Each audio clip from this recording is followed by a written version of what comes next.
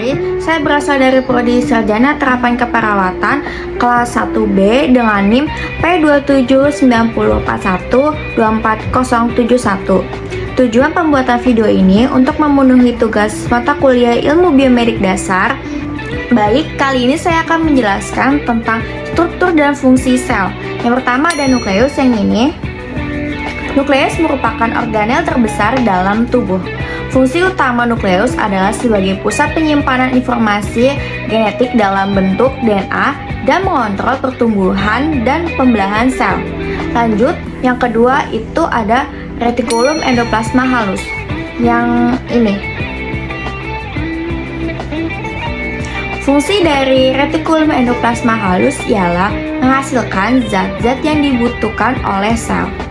Retikulum endoplasma halus juga memproduksi karbohidrat dan lemak yang dibutuhkan untuk membangun membran sel.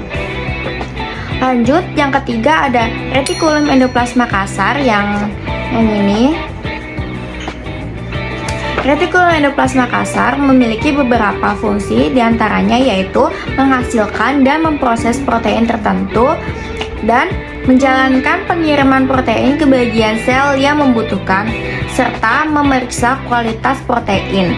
Retikulum endoplasma kasar juga bisa menghasilkan antibodi untuk melindungi tubuh dari kuman akibat penyakit. Lanjut, yang keempat adalah flagela. Flagela yang ini yang panjang. Flagela merupakan bagian sel yang berfungsi sebagai penyokong gerakan dan komunikasi antar sel.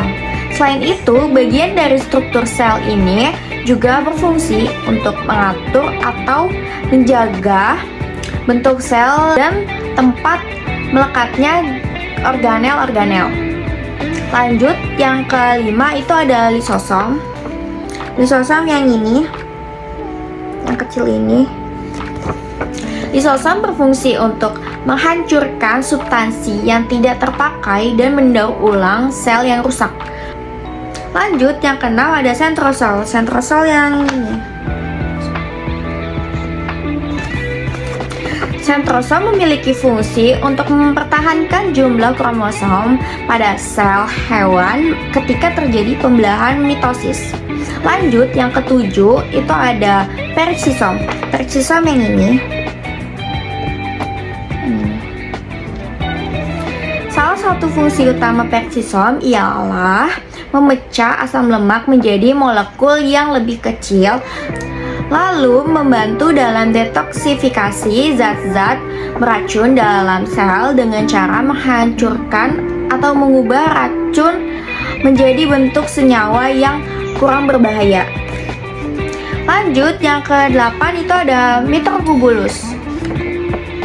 Mitrokubulus yang ini.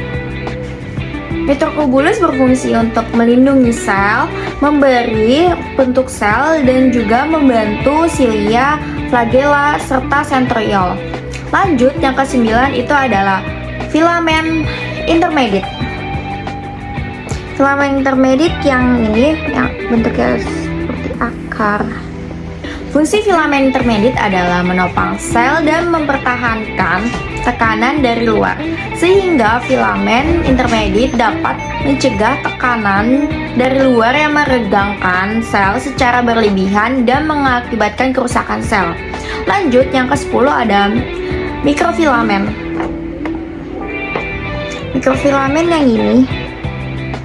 Mikrofilamen terbuat dari protein aktin, memiliki beberapa fungsi penting dalam sel, yaitu menjaga bentuk sel, pergerakan sel, kontraksi otot, dan juga perubahan bentuk sel. Lanjut, yang ke-11 ada mitokondria. Mitokondria yang ini. Mitokondria berfungsi melakukan respirasi sel dan melepaskan energi yang diperlukan oleh sel-sel untuk mempertahankan fungsinya. Lanjut, yang ke-12 ada membran plasma. Membran plasma yang ini. Fungsi membran plasma ialah sebagai pelindung sel agar isi sel tidak keluar meninggalkan sel. lalu mengontrol zat-zat yang akan masuk atau keluar meninggalkan sitoplasma, dan juga mengendalikan pertukaran zat antara sitoplasma dengan lingkungannya. Lanjut, yang ke-13 itu ada badan Golgi. Badan Golgi yang ini. Badan Golgi berfungsi sebagai tempat mengolah dan memodifikasi protein dan juga membantu proses pembentukan biosintesis glikoprotein dan glikolipid. Lanjut, yang ke-14 itu ada ribosom. Ribosom yang kedua ini, yang tanda panahnya itu. Fungsi dari ribosom ialah sebagai salah satu organ sel yang membantu proses pembuatan protein di dalam atau biasa disebut juga sebagai sintetis protein. Sekian penjelasan fungsi dan juga struktur sel dari saya. Kurang lebihnya mohon maaf. Wassalamualaikum warahmatullahi wabarakatuh.